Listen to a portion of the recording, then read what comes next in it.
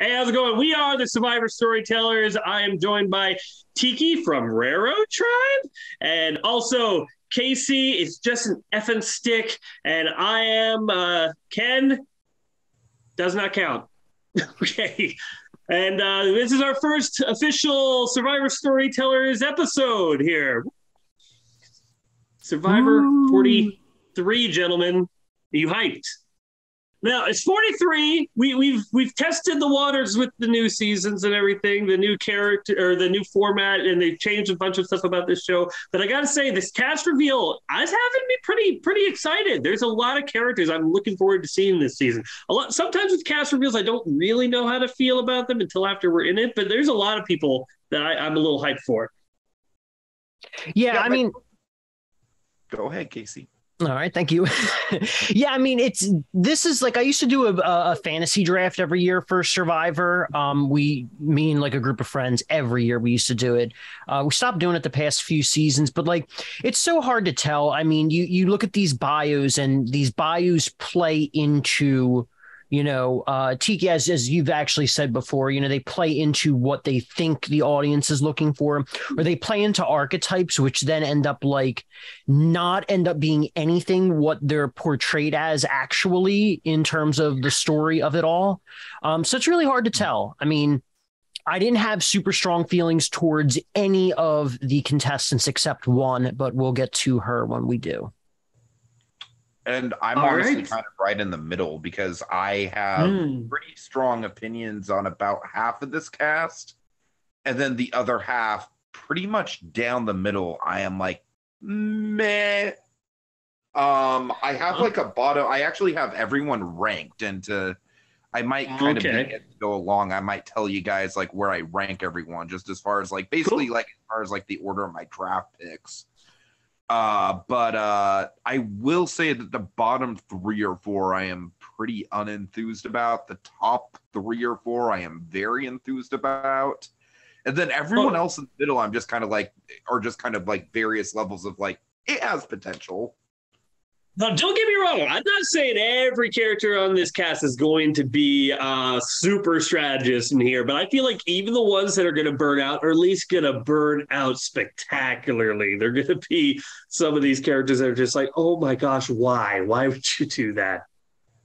I just to clarify, those are the people that I'm more drawn to. Oh, well, I don't really like bots all that much as when it comes to like all right. archetype. Yeah, well, then let's get into it. Who are we talking about first? I believe our first person we're talking about is Cassidy Clark. Mm-hmm. Yeah, So, Cassidy believe it Clark, or not, 26. What's up? I'm sorry, believe it or not, ironically enough, she is like dead last in my rankings as far as like anticipating the Last. character. Yeah, dead last. I don't know why. Just her. It's The only thing the only thing that I've seen of these people is just their like just the little 3-minute intros, or 2-minute or however long they are that y'all sent me. Like that 15-minute compilation. That's it. That's all I've seen of these people. So that being said, she just doesn't really stick out to me. Like, I think she's got a pretty. I don't really have. And again, I'm doing this based less on potential as far as like the game goes. I could honestly I couldn't care less about that because like we are storytellers. I'm caring about the character first. You think her journey is going to be well or dull? She seems fine. She just doesn't seem like she jumps off the screen too much for me personally. How you feeling, Casey? Yeah, I mean, I would agree with that. I don't really, like I said, there's a lot of these cast members this season that I don't see a whole lot for. Mm-hmm. If I remember correctly, I've looked more at like the EW bios than I have at the video. I only watched the video once, and I think for this girl, like, maybe she could do really well. Maybe she'll just slip on by. Maybe she'll annoy people because like she had that whole like free spirit sort of thing, Mother Nature, the manifesting. I hate that shit. Like, so like I agree that is not my favorite character trait, and it's like the one slight character thing with her. So and my thing is yeah. In like in real life, like these types of people, by all means, like if this is how you live your life and you're living like a positive, positive life, carefree, by all means, I don't care about that at all. Like power to you, happiness to you. But in Survivor, it's like, I feel like those types of people, they're either casting the extreme versions of those people, or those people are playing up that trait. And then it becomes this sort of, this very hyperbolic personality for TV, and it's just not something I really care for. So I don't know. I could potentially see them going far due to people being like, they're cool, they're chill, they're doing their thing, or they're really annoying people, and then they end up being a pre-merge boot. Yeah. Mm-hmm. I'm not defending Cassidy in any way, shape. I am surprised he ever last. I have somebody else who I think is a dead ringer for last, but for Cassidy, the thing that I find funny about, she's like, I'm such a very social person, and I'm just like, who telling her that? Her other like hippie sorority whatever girls that she's with, like, everybody loves you. No, everybody in your group loves her. Everybody in your specific select group, go out and live in the world and see if every random person loves you. Like that. I feel like she is going to have struggles. She's going to be one of those people that, from my read on it, that she's going to get along with the people she gets along with and not really going to try to do anything else beyond that. I don't have high hopes for her in the game either, but it's going to be, and honestly, I think she might be a fun character to burn out. There's a lot of people in this cast who would kind of be fit the David mold, if you will, people who actually have faced a lot of, if not adversity, come from very, very diverse backgrounds. And she just, in a cast full of those kinds of people, she just seems very, very average to me. Let's move on. Who we got next? Next up, we have Cody, 35, elevator sales, and lives in Hawaii. Someone want to take it off first? Tattooed guy. Yeah, so it's Cody. Oh my gosh, this guy does not know what he's getting into. He says he's a fan of the game, but then you have people who watch this game, but they don't actually know what's going to be happening. I rank these people. I didn't put them in a ranking, but I put like either one arrow for I didn't really like their chances of winning, or two for I really didn't like. And Cody's a 2 down. Just because I feel like this guy is either making it to the end, thinking he's going to win it all, not going to get a single vote, or he's going to get blindsided early on and have no idea what happened. It's going to be fun, though. This guy is going to be fun. He's going to be like, I'm getting like, was it Chris from Ghost Island? Was it Chris? Chris Noble. Chris Noble, yes. I'm getting a little bit of Chris Noble vibes from him. Ghost Island. What about you guys? I have him right kind of like towards the middle of the pack as far as like my anticipation level for the character goes. I mean, another person who is just, like I said, most of these people are like this for me. I think with him, it's weird. I think he could potentially actually do really well because he might have a goofy enough personality that like people find it endearing and charming. But then I think he does have this adventurous side to him. He like packed up and, moved to Hawaii, and he says he's like an adrenaline junkie. And so like, maybe he's a very active person and maybe he does well in the challenges. He doesn't particularly seem like he's an overly built kind of guy, but he's not exactly slim either. And, I always say that kind of like the average-ish, more leaner men, we're going to say men because we are talking about a guy here, they actually do pretty well in the individual immunity challenges. And so if that's kind of his mold, then he might actually do really well. I think in a 6-person tribe, he's not going far quickly. Sorry.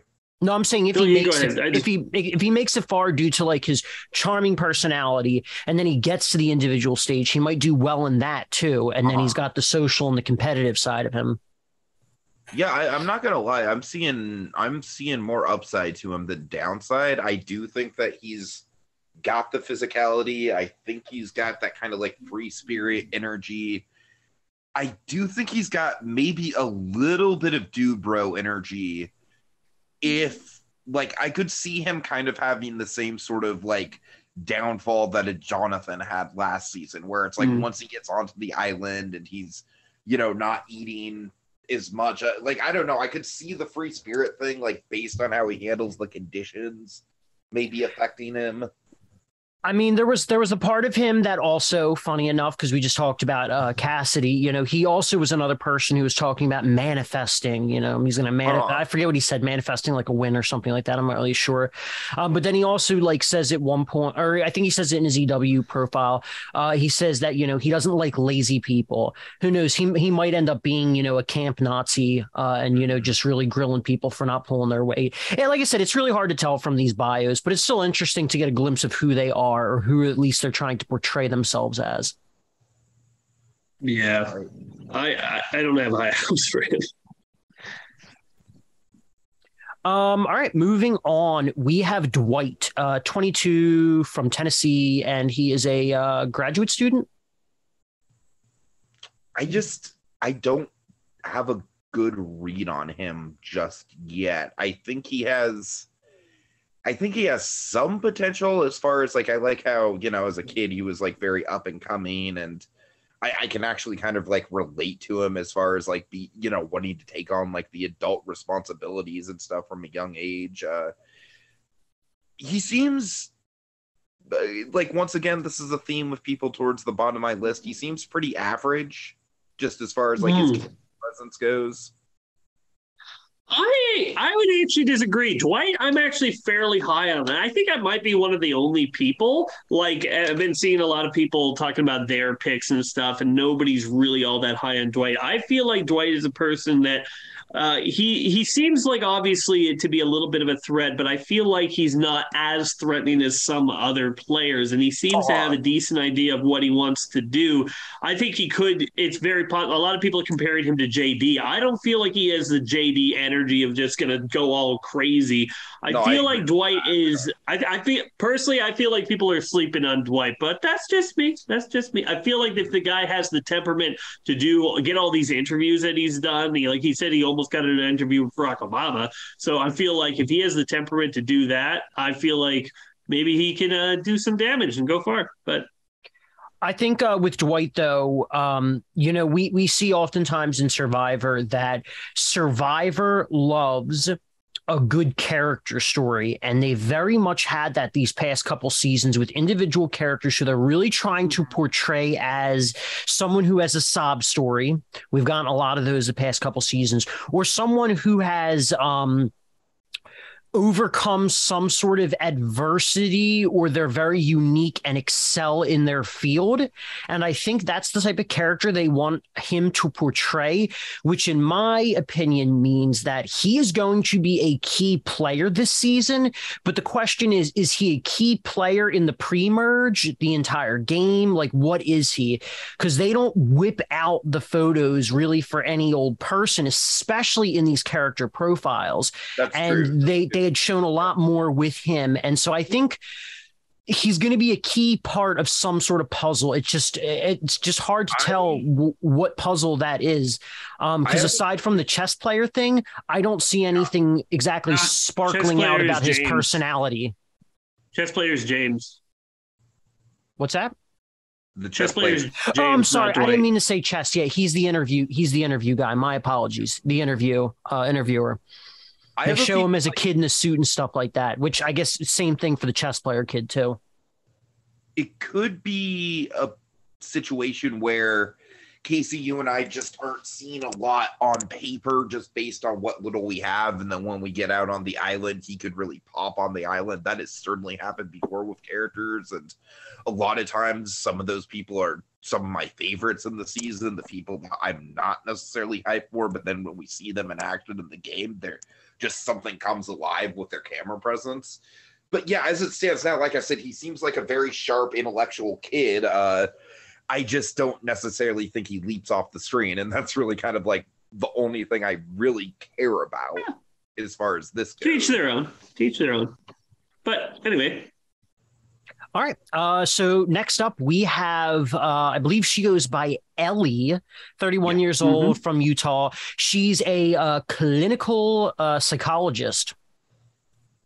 another one towards the bottom of my list. I just like Hmm. this is just a pretty basic character archetype that we have seen before. Looking forward to what's at the top of your list. Why do you say that? No, I don't know. It's just like a lot of people have. I'm not as high on Ellie. A lot of people have been, but it's just like so far everyone's been at the bottom of the list. So it's like, oh, well, who's at the top? I don't know. I feel like that those people might just be overrating her based on her profession. Because honestly, I just like the clinical psychiatrist did not go well last season. She's one of the people in the cast where. And yeah, like Tori is a perfect example where I feel like Tori is in that same archetype, but I feel like Tori just so far from what we've seen is just a way, way better character. But I don't know. Again, this could be a situation where she gets out on the island and she really pops. But to me, I just see it as a pretty basic, like, I don't know, it really drives me like Ken, you were talking about it. Like it really drives me crazy sometimes when people are just like in their interviews, like, oh yeah, like I relate to people in my real life all the time, so therefore I can relate to jobs. Like, to be fair, it's like, what do you even answer for that question? Is like, how is your everyday life going to help you? It's not. There's nothing that's going to help you on Survivor. I mean, it's like you got Jack. It's like you can't say your job because like it's different. Everything is different. It's like your personality and who you've become over the years may or may not help you on Survivor. You just have to wait and see. Yeah, but it's kind of a crap question. But I could see where somebody would want to think that it would help. I think it can in some cases. It helped Denise, but you're right. It did not. It did not help. It did not help Tori at all. So, and I think personality-wise, she is closer to a Denise than a Tori. But my point is, just as far as like anticipation level as a character goes, we've seen this type before, so I can't exactly say like.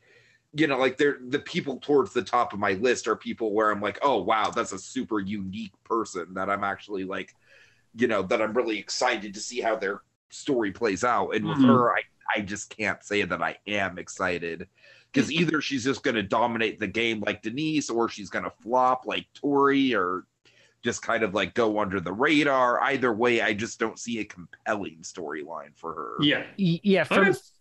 For me, actually, this is exactly who I was referring to at the beginning of the podcast. Ellie's actually, I guess if I were to have a winner pick, she'd be my winner pick. It goes back to what I was just saying a moment ago. They love the comparisons. They love that kind of story. And if we look at Ellie's, reveal video, her intro video, whatever you want to call it, we got three things from her.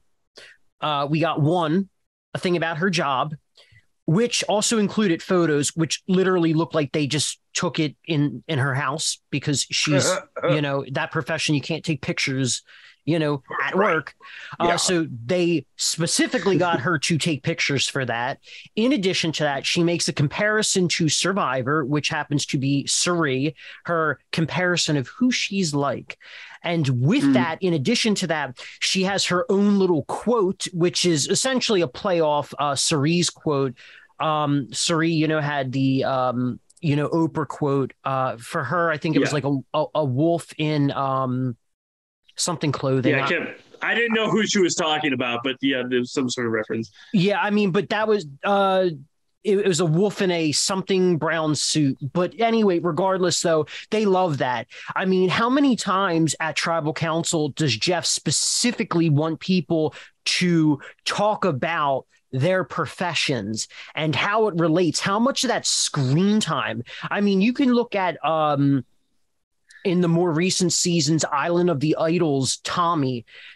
How many freaking times does Tommy make comparisons to him being a school teacher?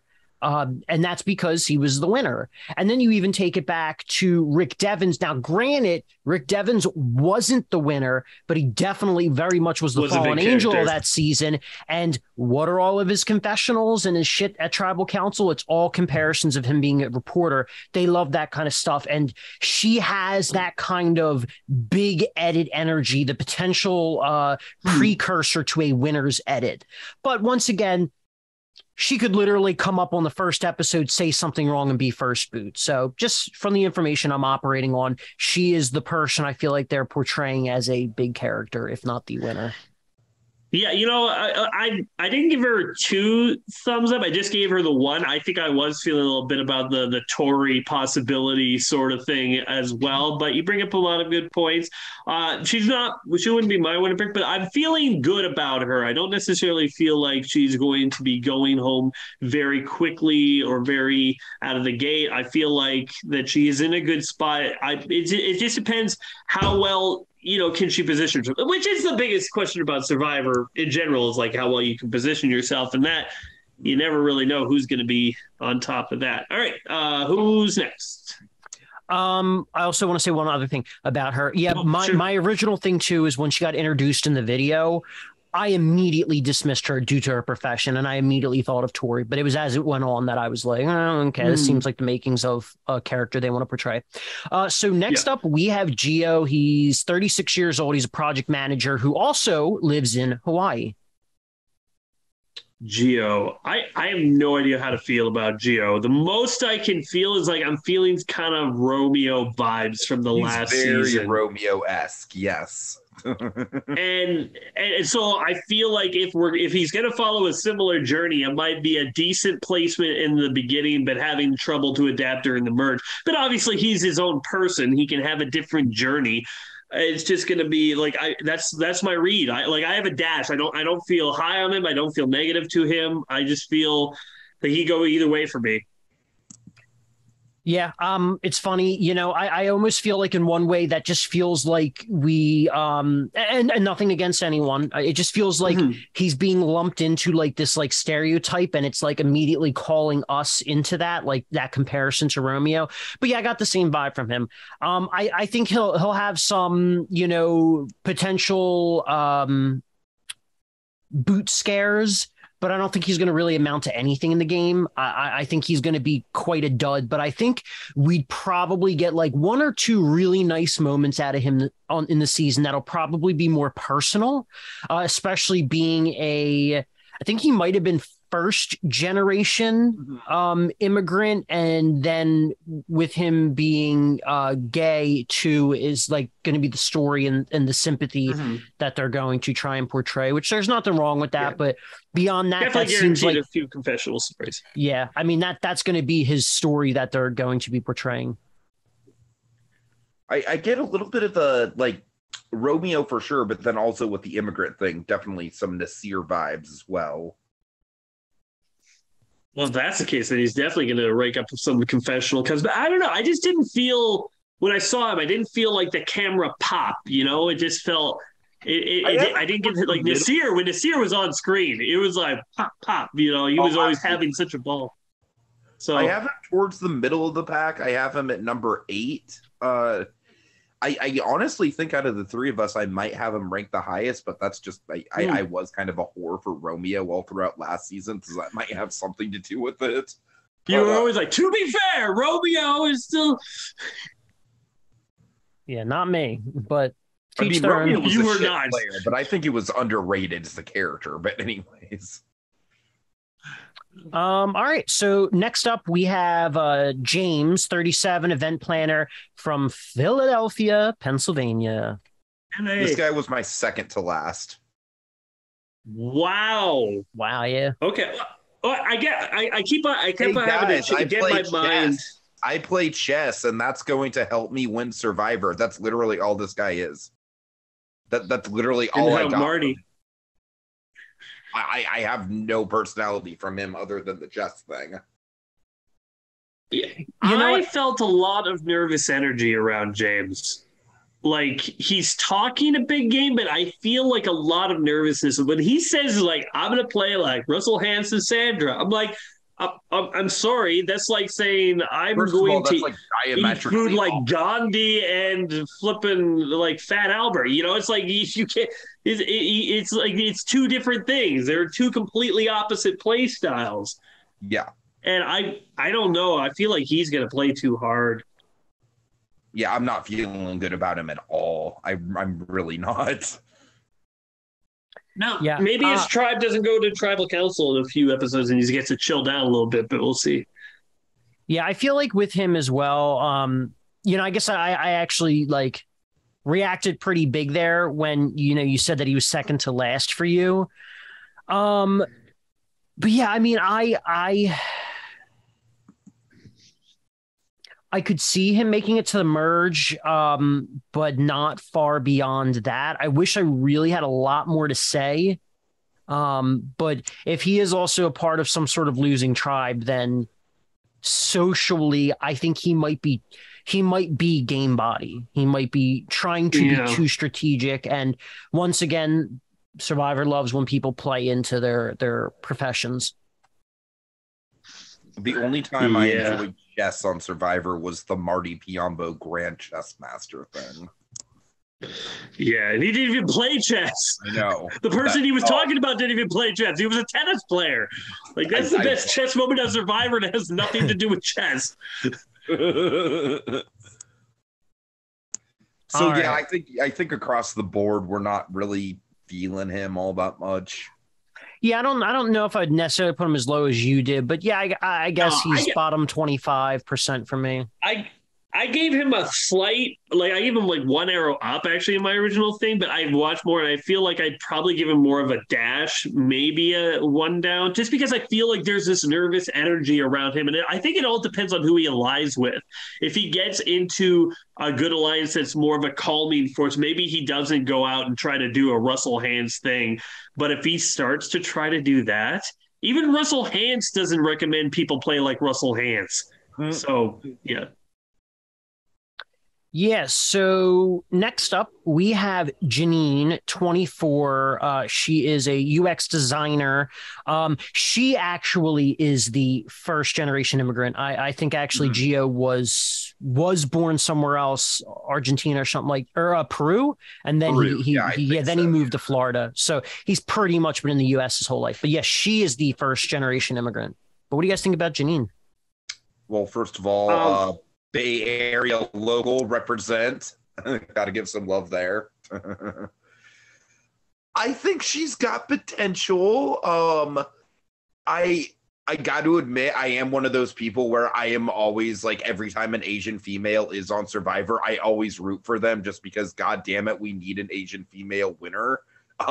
That's just one thing just on the diversity checklist that I really want to see happen. It's like one of the few diversity things with a Survivor winner that for some reason we just have not seen. So I feel like between that and the Bay Area thing, I like her just based on those superficial reasons. And her story's certainly interesting too. I don't necessarily think she has the best camera presence, but I don't think she's boring either. So, well, let me just say, when I was going over this cast, she's the person I kept forgetting. I was like, Janine, who's Janine? That's fair. That's fair. Because like I said, as her camera presence goes. I think that, I don't know, and I'd hate to say this, but I would not be shocked if she was first boot.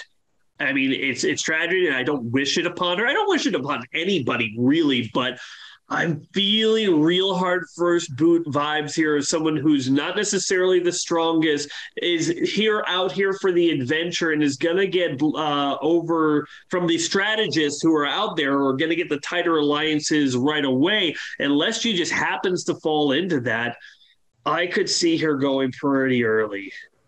I am very similar to Tiki, and I guess in a sense to you as well.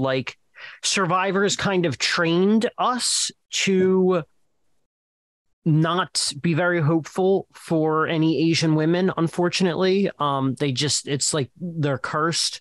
I mean, part of it might have to do with the inherent bias of what has been, majority white people in previous seasons. But and she does point out the perception of, that's actually my favorite thing that she says is, she points out the perception of oh, I must be hyper intelligent and sneaky, but it's no, I have a pretty basic job. It's not like I'm a grad student or anything. Yeah. So I'm just really hoping that she is good socially and she can manage her threat level, because I do think people will stereotype her. And I think with that, if she's not extra careful about managing her threat level, she could potentially be an early merge boot, which would still be fantastic that she'd make it that far, but I would like her to make it even further. All right. Moving on to the next person, we have Jesse. Jesse's 30, Jesse, political. He's 30. He's a political science major doctorate person.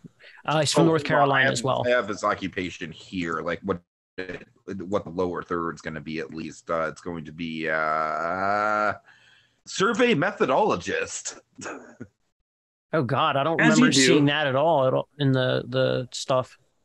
That's what the lower third was in the video. So, oh, I think this guy's story is fascinating. Oh, Jesse is my one to watch this season for me. I feel like they've been hyping him a whole lot in the preview, which isn't necessarily an indicator of a winner, but we have. I mean, like, I remember watching Second Chances came out. The people who were most focused in that trailer was Jeremy and Kelly Kelly Wentworth. And so I thought, oh, those two are probably going to have deep stories, and they did.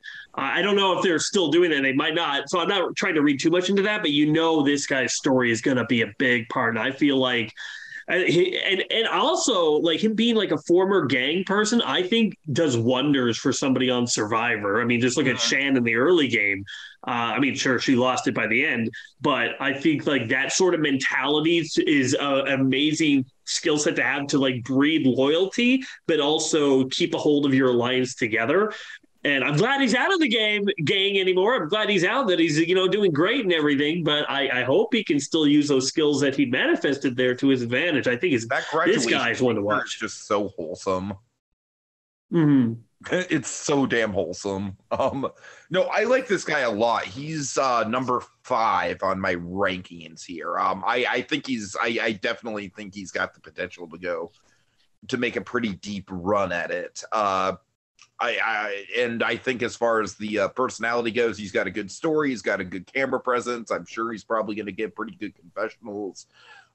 Generally speaking, as a character, he's pretty much the complete package for me personally. Interesting. Mm-hmm. Yeah, I think he has the makings of a major player. I immediately thought of Shan as well. The whole mafia pastor thing. Except for him, he went and got his freaking PhD in political science. Political science. I mean, it's hard to say. It was very interesting, though, that he even made comparisons, and he said that he is the Spencer or Christian if they had joined a gang when they were 15 or whatever. Can you just imagine Christian in a gang? Well, so we're going to take the ship, and then we're going to ship the guy, and then we're going to take him down. Okay, wait. Are we doing it? What time are we doing this? Okay, are we doing this at noon? High noon? Or are we doing it in the evening? Okay. So we got to do it in the evening. So we stop. Hey, why am I getting pushed out of the gang? Let's go back. Guys, come on. But people loved Christian, though. Christian is like the perfect version of that archetype. He absolutely 100% is, and I think Spencer is frankly the worst version of that archetype. But I disagree with that. I do like Spencer as well, but the worst like nerd archetype is 100% without a doubt Cochran. Paramount Cochran. South Pacific Cochran is decent. But yeah, I mean, Cochran, did one. What about Ryan Ulrich? Mm-hmm. I feel like he was like the nerd that was promised and then never did anything. Who? From Heroes versus Healers versus Hustlers. Yeah, exactly. Who? Yeah. But going back to Jesse, though, I mean, I don't think he is going to portray himself as the nerd archetype, even though he has described himself very much that way. No, I wouldn't. And I don't think, based off first impressions, no one else would as well. But I hope that, this might be a bit of stereotyping because he was in a gang, but hopefully there is nothing very aggressive about him, because I feel like in nowadays Survivor, the newest era of Survivor, I don't think that to compare, that sort of Boston Rob-esque version of aggression plays very well anymore. And so that would be the grounds to potentially boot him. But I am thinking he is a major player. As to where he makes it is really anyone's guess. You know who he actually kind of reminds me of now that I was thinking about it? A lot of Vetus from Blood versus Water. You know, that sort of reformed, used to be on the wrong side of the tracks, but now is reformed and can kind of have that skill set.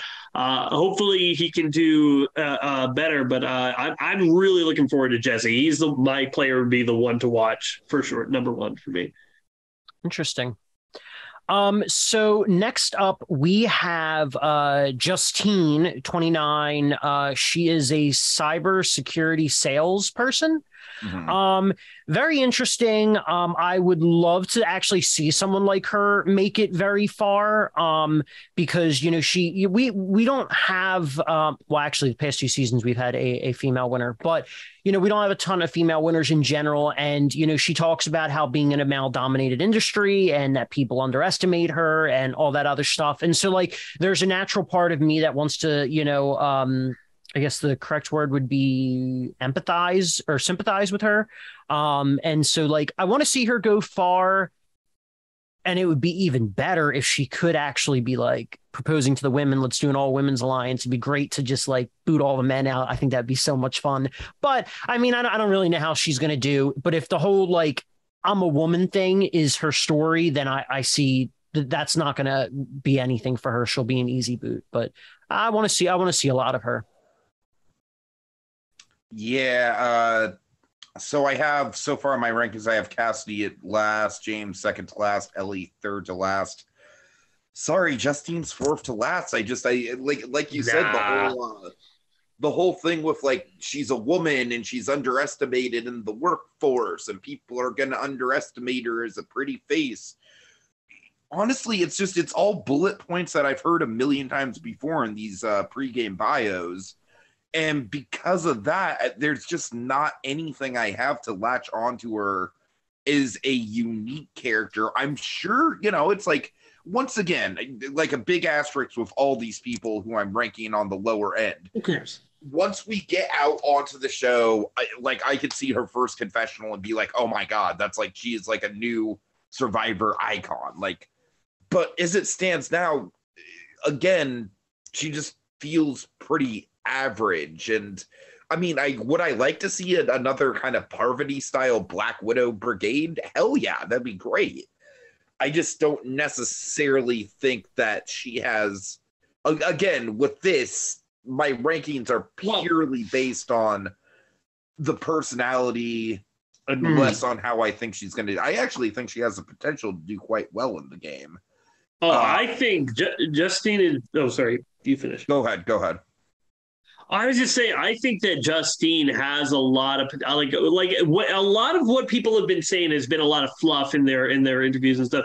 But I think that she's pointing to specific things of what her game play is going to be. I think she wants to hide behind some big targets. She wants to get those people out in front of her so that when people are taking shots, that she's not the one receiving them. And I think that she wants to stand there at the end. And honestly, that's like the best that anyone on any of these people depicted their strategy going forward, and a strategy that I think can actually work. You got some people that say, I'm going to be loyal. Some people, I'm going to change the game and stuff is like that's not going to really help.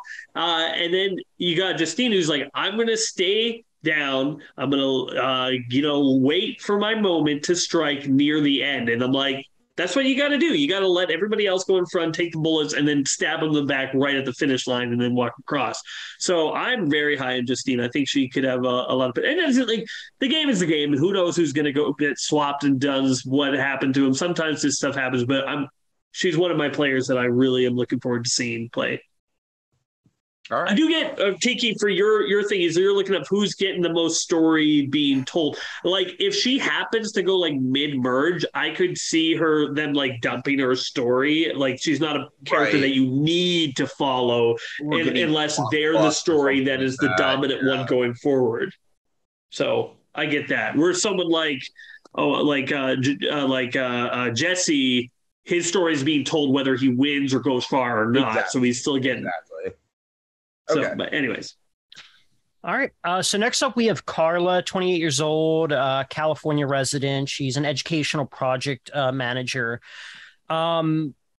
Yeah, I mean, for her, I feel like we are now again for the third season in a row, for the like millionth cast member in a row, we're getting another like first generation immigrant story, which like I'm not opposed to it all, but I feel like Survivor's almost falling back on this. Like they're like they're only looking for those types of people when you could have different types of representation from other Hispanic or in this case Hispanic, players. And I don't want them to just fall down on the like immigrant, story. But with her too, we had a blip of a growing up poor, like in the hood sort of story to her, but it was never emphasized in her story. I feel like she could potentially be a villain. I feel like, assuming she's actually being honest about who she is and how she actually is going to play, I think she could be a fun villainous character. The question is, are we going to love or hate her as a villain? Yeah, I feel like she's this type of player that probably dominates pretty early in the early game. And then once the merge hits, everyone just like kind of hears about how much of a threat she is and goes either early or mid merge, but doesn't. No one's going to let her get too close to the end. That's my read on her as my situation. I honestly have her ranked right in the middle, like 9 out of 18. Just as far as like, I think it all depends on placement. It all depends on the tribe she's with. And again, just like, I don't think I don't know if I mentioned this on air or not, but I actually haven't even really looked into the tribe divisions. But same. I think, Casey, I agree with you that like on paper, it's not that the immigrant story isn't necessarily compelling, but I do think that the quote unquote normal people of Survivor are kind of being like faded out. And sometimes the more normal folks, like Kim Spradlin is a pretty damn normal person. You know what I mean? Like, sometimes like Boston Rob, like look at Boston Rob pre the reality hype. That dude was literally like just a blue collar construction guy. You know what I mean? So I totally agree that I don't think I feel like there is an excessive amount on this season, and I'm sure all these people have very fascinating, rich histories and stories and culture. But I do agree that, I also think that we shouldn't just be focusing on that one type. I want more normal people in these games. I think of even though I only ended up watching like the first week's worth of episodes of Big Brother, but like in the most recent season of Big Brother, you had this guy who was just a bus driver. I love those normal people. He was also an older guy who, we don't always see older people do very well, but I want to see more just normal people. You don't have to have this sob story or this story of you're a savant and you excelled in something. Like sure that it makes for interesting characters, but I do want to see more normal people or even people who are on the lines of being poor, who need that $1 million, who are going to do everything imaginable for that $1 million. Cause that's what makes good gameplay, is the people that desperately need that money. Totally. Well, here's the thing. Like Survivor, I feel like is broken up into different eras. The starting era is the alliance era, where everyone's very true to their alliance enough. You go a few years, and then you have the idol era, where idols are a big part of the thing, and then you have the big moves era of Survivor, where everybody is like just trying to make the big moves. I think right now we're in the sob story era, where every person on the show has to have something that you can hook them in emotionally to. And you know what? It's a good thing to hook people in emotionally to, but Survivor's going the easy route. They're not just saying like, oh, give me who you are as a person. They're like, I need something that the audience can latch onto like that, something they can grasp onto. Did you struggle with a disease? Did you face bigotry in your life? Did you face racism in your life? Did you face, or are you moved to this country? Did you face, what adversities did you face that we can put on the screen to easily hook into the audience and do a quick montage of the sadness and all the stuff that they go through? And I believe it's cheap is what it is. And not to say that any of these people's sob stories are not valid in their own right. They are, but we're looking at them as characters. And as for us, it's just like, it feels like a cheap way to try to get you invested instead of taking the time to actually invest into them as characters. Which I totally get it from an entertainment standpoint. Like I went to film school and, I for the most part specialize in editing, and like that is a part of creating the story. And I like totally get it. I totally get it, especially after, 42 previous seasons. You need to make sure you don't have a dud of a season. So it's easier to do these things rather than organically as Survivor was originally a social experiment, organically let this thing play out. Let all of the viewers gaze at this petri dish as it rots away or whatever, so like it's a part of like fabricating a story. And from the business and entertainment side of it all, I totally get it. All right. So next up, we have Lindsay. She's 42 from Downingtown, Pennsylvania, only 20 minutes away from where I'm at, and she's a pediatric nurse. No.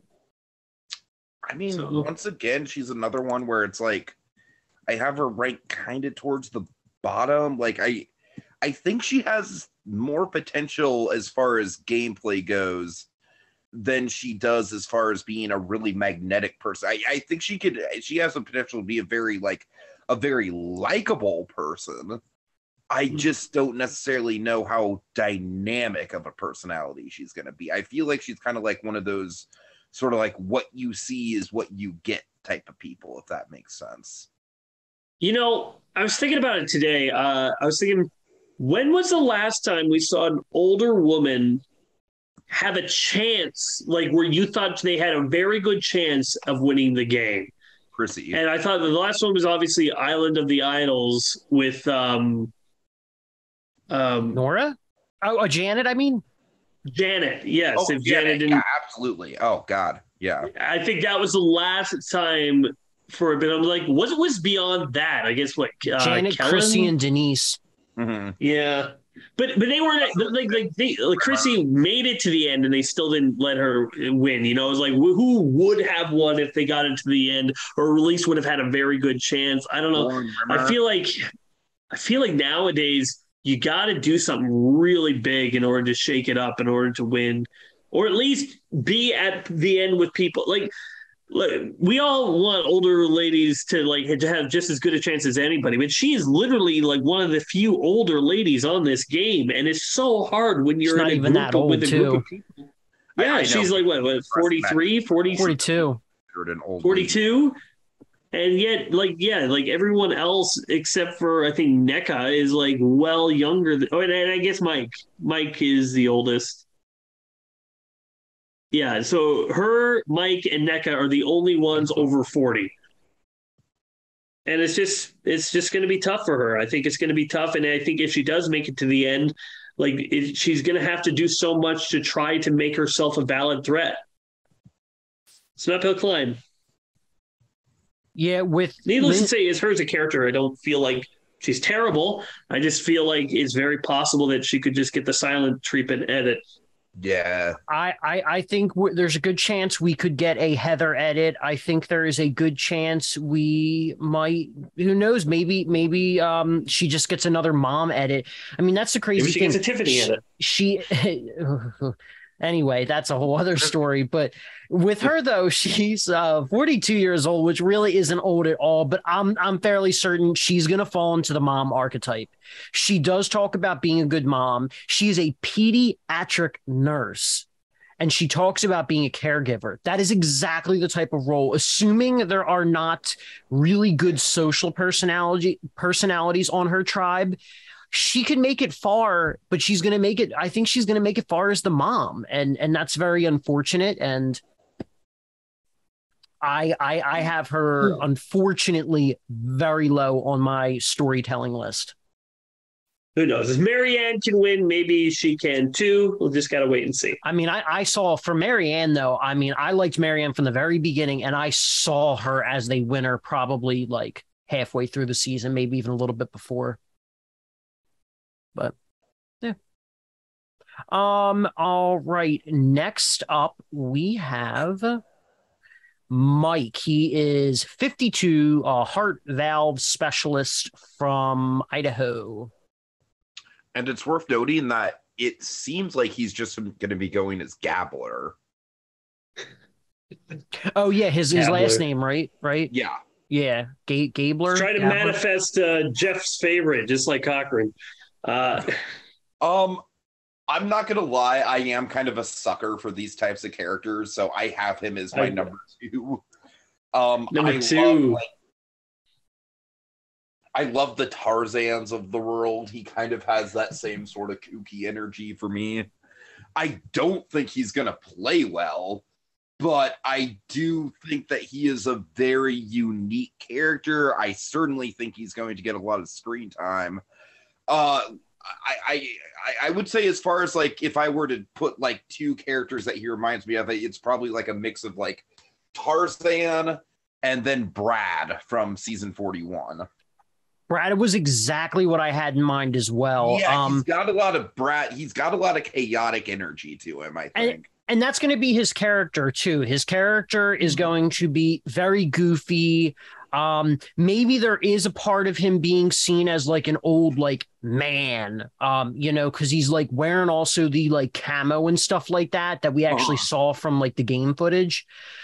So yeah, I mean, I think that's what he's going to be. He's going to be that character no one takes seriously. He'll get the screen time for all the goofiness, but if he happens to make it to the end, no, just like Nora, people aren't going to take him serious enough that he's going to win. Because like honestly, and we don't need to get into a big discussion about this because it's previous season, but like for Nora, when she was in the final 3, I think Nora deserved a lot more credit than anyone gave her credit for, because she's seen as like the like sort of character. So I'm actually watching through 39 right now because I'm going to be on Andrew's podcast for that season.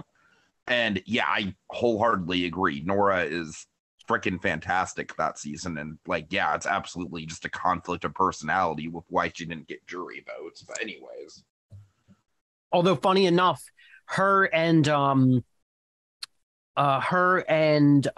Lauren are actually like super good friends outside of the game now.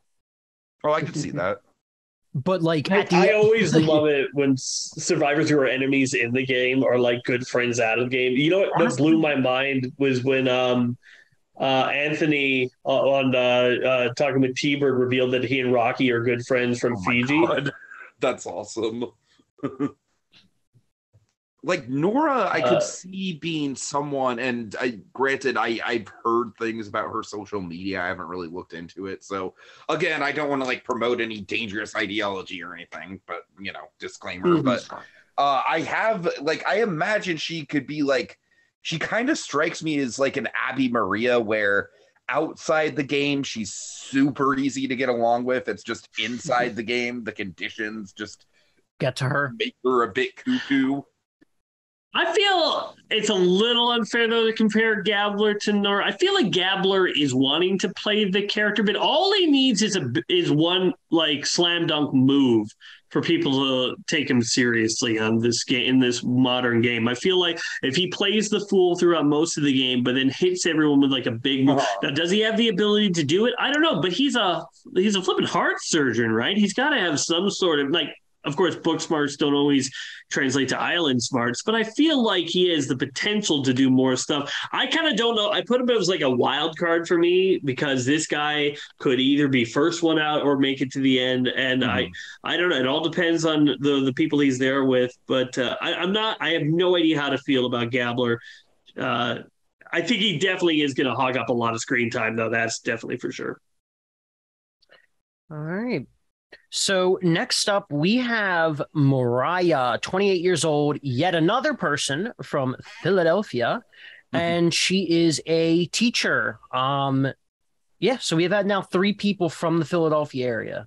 2 She's actually in Philly. A middle school performing arts teacher, which really struck a chord with me because I have a couple teachers in that same demographic that are like kind of like some of my personal heroes. So you see how colorful she is too? Mariah could play a new version of live action of Miss Frizz from Miss Frizzle from like Magic School Bus. Like her outfit is like a modern Miss Frizzle from Magic School Bus. It's like she fell into a crayon factory. I genuinely think she might have one of the best outfits ever on Survivor. That outfit fucking pops on screen so hard. It's gonna get so dirty. I like her quite a lot, actually. She very much reminds me of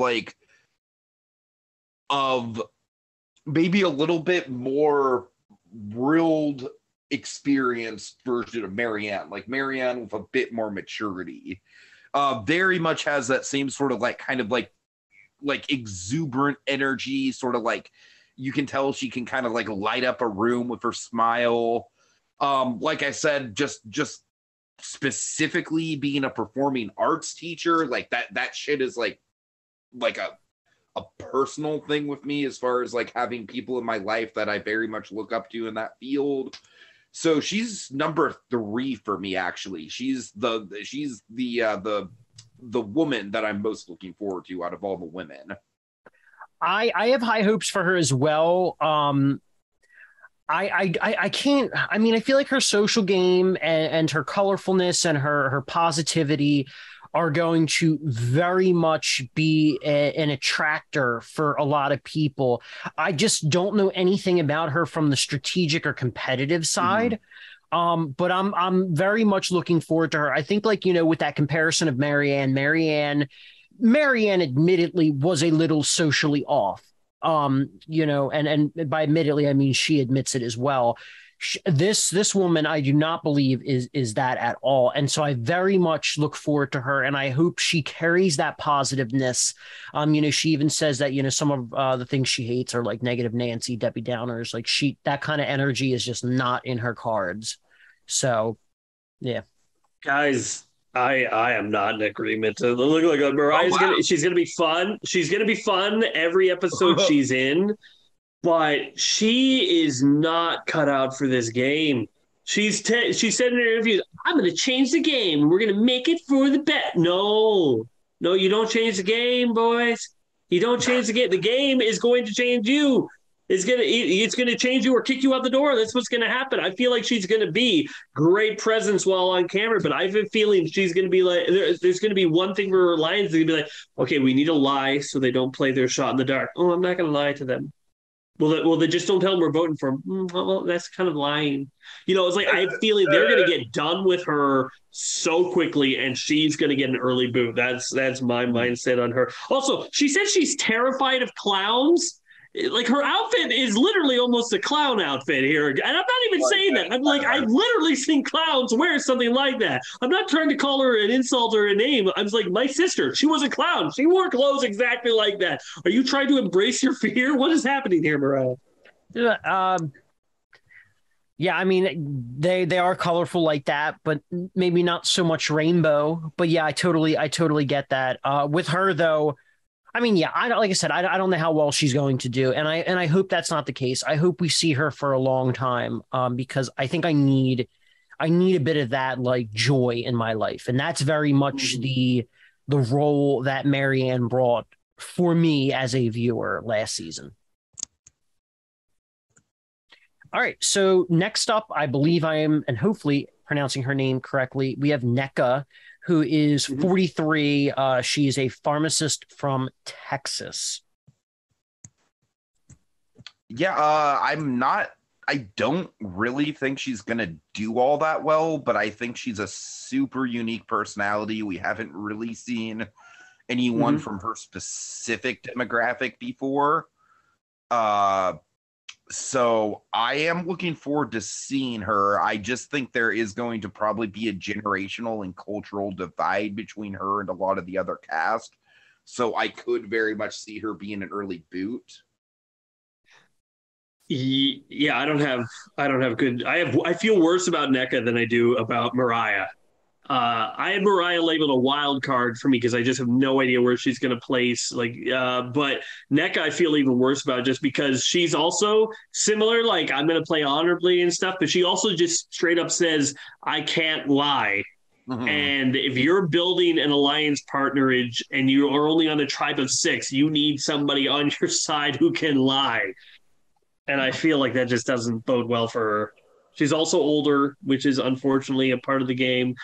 Yeah, I feel like NECA, unless her tribe goes on a big winning streak, I feel like I don't feel great about her.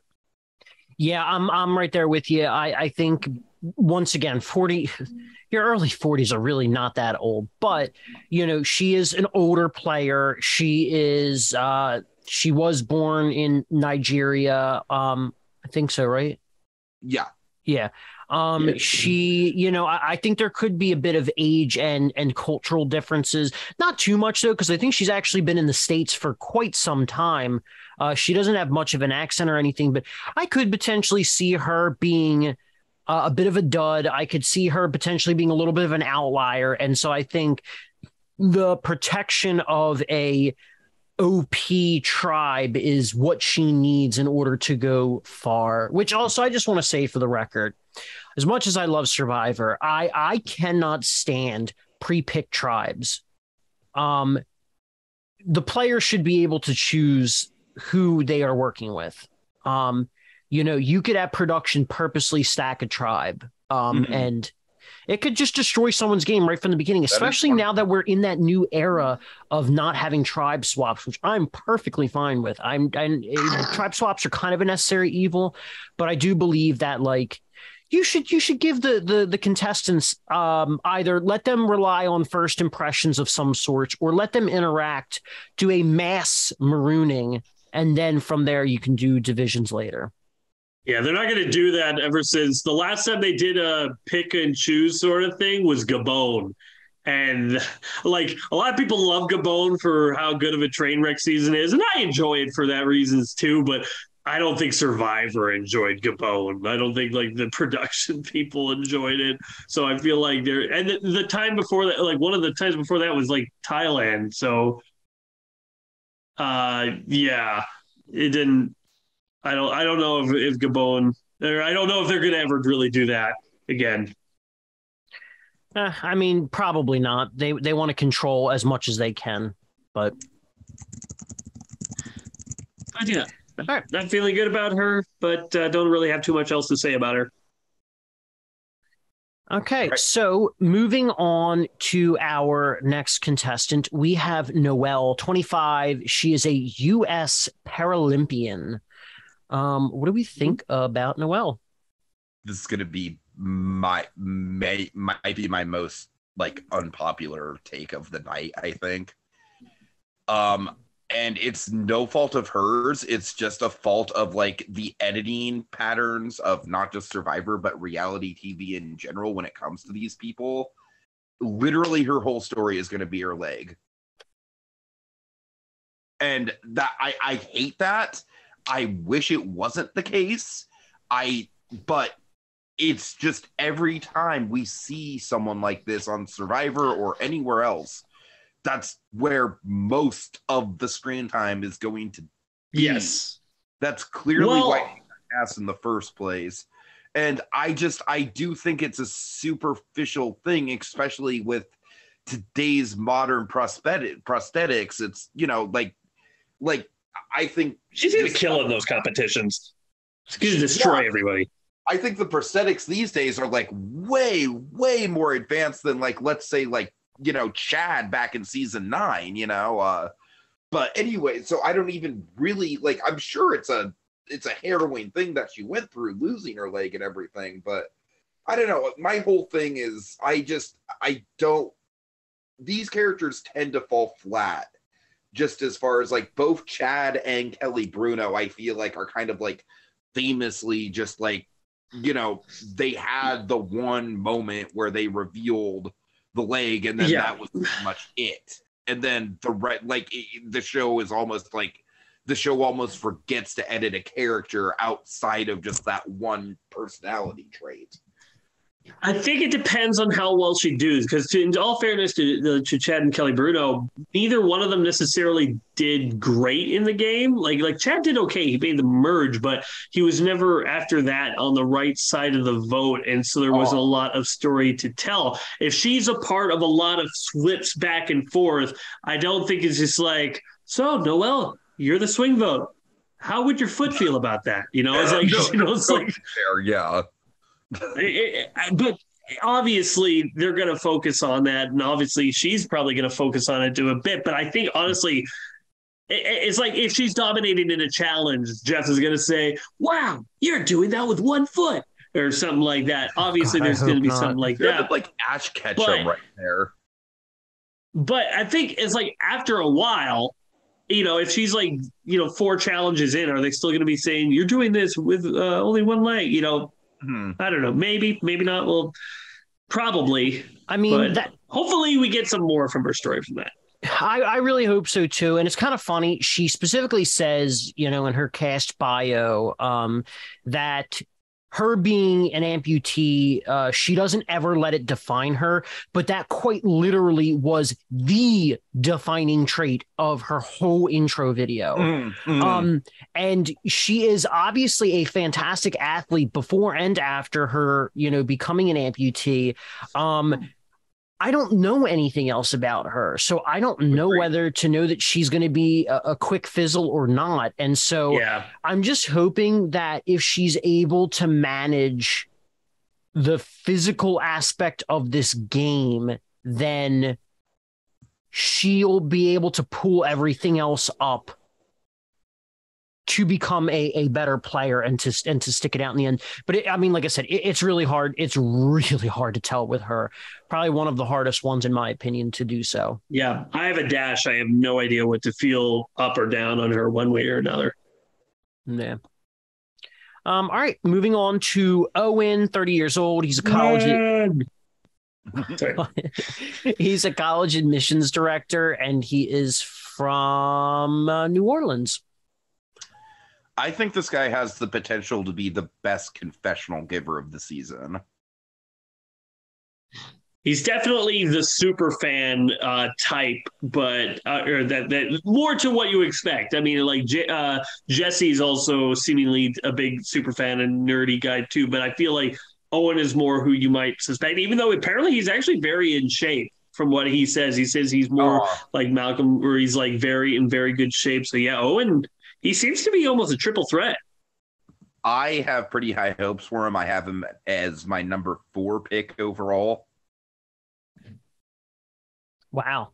Yeah, I think with Owen, he either is going to play way too hard out the gate and get out because of it, or I could actually see him making it very deep into the game.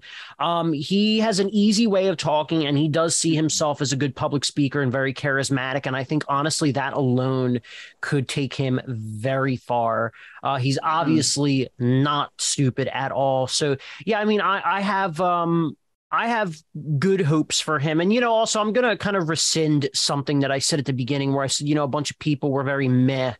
I think the more that I actually talk about it with other people rather than quietly read things to myself or watch videos, I'm feeling a little bit different about a lot of these people. So, I mean, it's still hard to really say. But I guess I would have him in the top 25% for myself. 20. I think that Owen he has a lot of the potential around there. I kind of feel like I get a feeling of robbed at the end sort of thing from him, like so close, so far type of guy. But I have a feeling that he's going to be a lot of fun. We're going to get a lot of insight into his story, and we're going to hear a lot from him. So, but I'm looking forward to seeing it. I think Owen is a lot of. I think I had him like number 3 at in terms of people who I liked. But yeah. All right. So moving on, we have Ryan. Ryan, sorry, I had All right, there we go. Have it up now. Ryan, 25 years old, warehouse associate, and he's currently from Texas. What do we think about Ryan? Ryan is really interesting to me because I feel like on paper, he might be the most average dude in the whole cast. But I really, really liked his energy in the one interview we did see from him. So I honestly don't know. It could go either way. I don't necessarily think on paper there is a lot of reason for them to give him a ton of screen time. But like I said, the big X factor here that we need to keep in mind when we're determining, especially from the storyteller's perspective, where, like, at least for me, I don't even really care too much about placement with these people. I care about personality. Mm-hmm. Again, this guy seems like he has a very basic job, very, very basic kind of archetype. Yeah, we wanted normal people. Yeah, no, totally. But he does pop in the confessionals, at least as far as I could tell. Yeah, no, go ahead. Very interesting. I did not get normal from him. He had the whole backstory about him having CP or a mild version of it as a kid. And so then when I say normal, Casey, I guess what I mean is, like, it's normal in the same way that Daniel from last season is an everyman. You know what I mean? Okay. Where it's like he does have that childhood thing for sure, but it's kind of like what we were talking about. What's he suffering with now? You know, mm-hmm. What's he suffering with now? What's he going through now? Right. I mean, I guess now, like, I think honestly he's going to be very much a miss this season, because he does specifically mention as the effects of having that as a kid and consuming the first 4 years of his life. I believe there was a bit of him that he said that he's a little bit slower.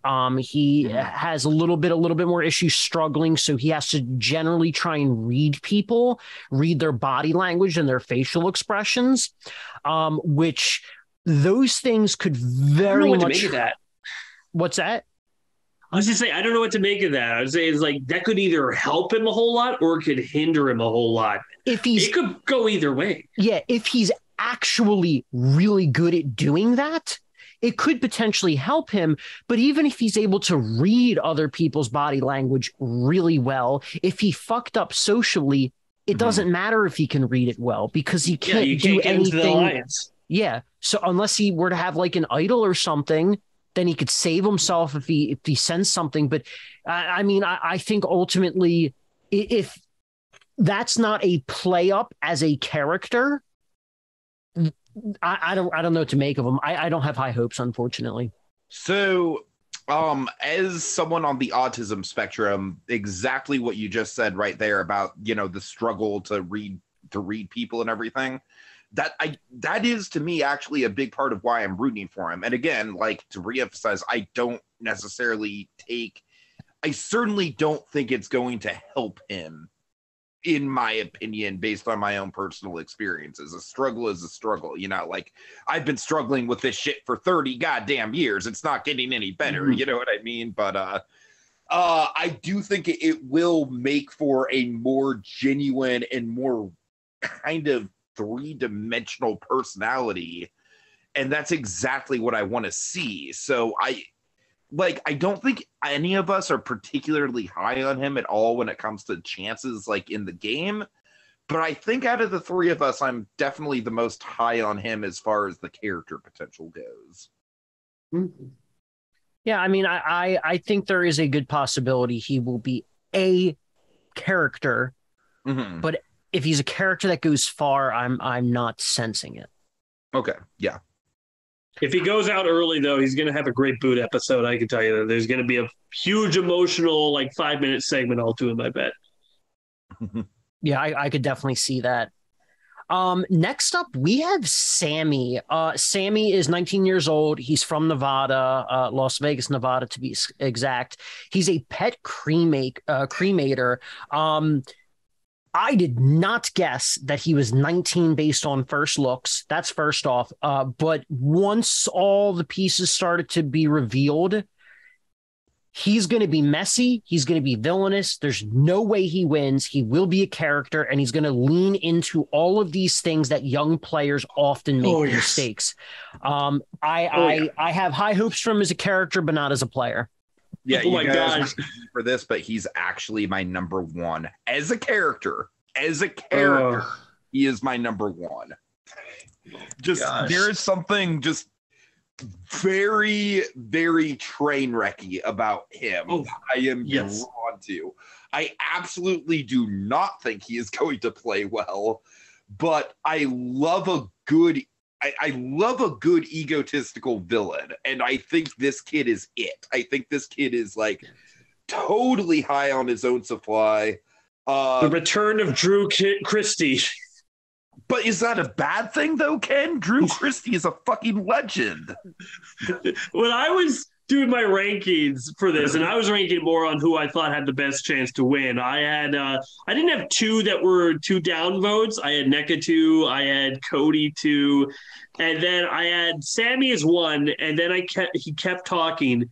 Then I put another one down, and then he kept talking, and I'm like, I should put a third arrow down. I don't even think I've done it for anybody else, but I'm going to do it. And I looked, and I'd already put a third arrow down, and I didn't even remember it. I gave him 3 arrows. In his own bio, in his own words, one of his things, like, describe yourself in 3 words, one of his words that he used to describe himself, indecisive. Indecisive. His own words. And his pet peeve, waking up before noon on weekends. Oof. What the heck is this guy going on about? He's 19 totally though. Could have burned. Yeah, he's 19. I'm looking forward to this character. I would be very surprised if he is not the way he portrays himself in these videos. But oh my God, do I hope he makes the mistake of announcing that he's a fucking pet cremator. Like, that might be one of the most unique Survivor careers too, which is a big part of why I have him as number 1. That's going to be a hell of a lower third occupation title. Yeah. Also, I hope he just doesn't explain it well, and they think he's like throwing them in there alive or something. Like, it's like. This guy is. Yeah, there ain't no way anyone's forgetting who he is. Unless he is like the first or second boot, I don't think we're forgetting. Which I honestly think there's a big possibility that he could be if he just shoots right out of the gate and everyone sees through his bullshit. I do think he has the potential to just not go far at all. He even spells his name Sammi. That's how you spell Sammy if you were a girl, douchebag. Oh my gosh. All right. No comments on that one. But I will say, though, like when I play these types of games online, these reality games, he is the exact player that I hate. He will be a freaking wild card. Mm-hmm. And there's no way to anticipate the shit that he does. But Ben energy, would you say? What's that? The Ben energy, would you say? Oh, absolutely. For assuming we're talking about my game here. Yeah, we're talking about your game, not Ben from. Yes, of course. I thought we were talking about Brent Browning from like Samoa. I was like, oh, I don't think he's racist. Oh God! But I guess I will say though, because we are now officially finished our Survivor Storytellers preseason podcast. Ben from my season of Prometheus, season of the Elders. Everyone go check it out on YouTube. There will be a link in the description. I'm just saying. Was he really the last person? Yeah. Nice. I wasn't even expecting that, but that is a good segue. Yeah. Yeah. So. Yeah. Yeah. All right. It's gonna be fun. Here's my prediction about Sammy before we go about this. I guarantee he's gonna wreck some good player's game. They're gonna think they can control him or something, and he's gonna wreck their game. That's my prediction. Oh, he's gonna. Anyway, yeah. Yeah. I totally he's gonna agree wreck his own game, but I think he's gonna wreck somebody else's game who can think they can trust him and keep his mouth shut. Yeah, I could see him making a million mistakes. But like I said, he's that wild card character. He's going to be such a freaking mess. That's kind of the issue with and I'm not saying Survivor shouldn't do it. I'm not saying it all, but that is the issue when you cast young people.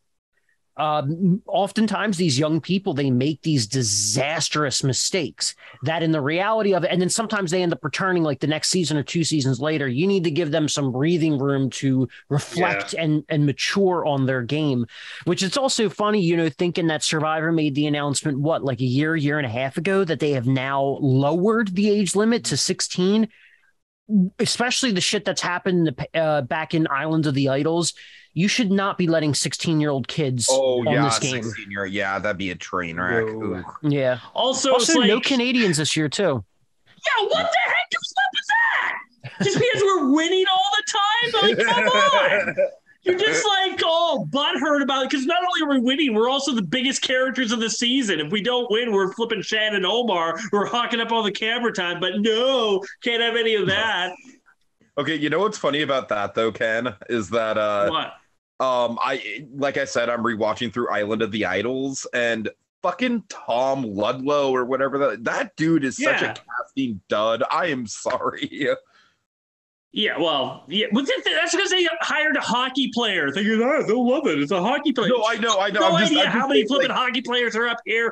Like, Canada is doing good now as far as Survivor representation goes, but that dude was not a great first start. Just like, okay, let's see. We have a bunch of pro athletes, so let's get a hockey player and let's get just the most average, boring, straight shooter, older, straight male we could possibly find. I'm not saying he was great, but I'm just saying 2 out of the 3 times Canadians have been on Survivor, we've won. That's fair. That's better odds than if you compare it to like Americans, that's still better odds than you guys. I just wanted to get my Tom Ludlow sucks rant out there because I honestly don't think I'm going to have a chance to do it in the podcast with Andrew. So yeah, there we go. Anyways, anyways, we should probably wrap this up. I'm looking forward to 43. I'm looking forward to getting rid of some of the dumb twists out there that they've gotten rid of, like the do or die and thank God, hallelujah. And the time travel twist, they've gotten rid of that too. I'm hoping that they don't put more crappy twists in there that we hate. I'm hoping that maybe they make some changes to the flipping shot in the dark a little bit to make it more interesting. And I'm actually hoping they keep the amulet around because I like that twist. But maybe not. We'll have to wait and see. Yeah. Looking forward to it as usual, as long as we don't have any extra stupid twists. Perfectly fine with that. All right. Yeah, and I'm very much hoping for the editing to be on par with 42. I think it's a good sign that 41, they kind of they course corrected the edit from 41 to 42. You could very much see them kind of like leaning into the whole like, okay, like we really need to give an even distribution of screen time. We really need to flesh these people out. I hope that continues. That's absolutely my biggest hope for this season. Yeah. Here's hoping that they tell the story right. And on that note, we should probably head on out. Thank you, everybody, for watching. We are the Survivor Storytellers. I am Ken. I'm Casey. And I'm Tiki. Don't forget to like, comment, and subscribe. And until then, the tribe has spoken.